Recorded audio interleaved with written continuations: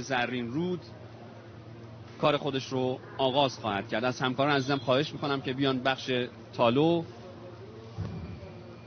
و با هم شاهد کار همین چهره ابوالفضل قره‌باغی خواهیم بود.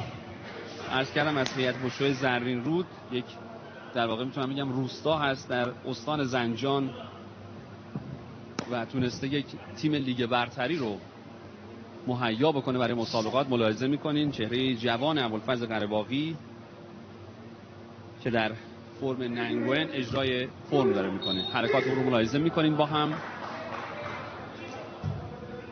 یک نشست بسیار عالی رو در این لحظه از خودش به نمایش گذاشت ابوالفضل قره‌باغی.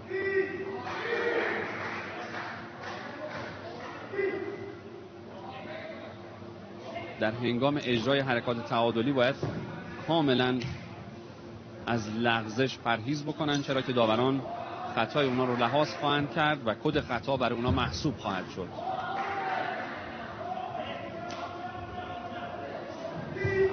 چهره بسیار جوانی داره ابوالفضل قره‌باغی از تیم هیئت وشوی زرین رود استان زنجان و شهر خدابنده.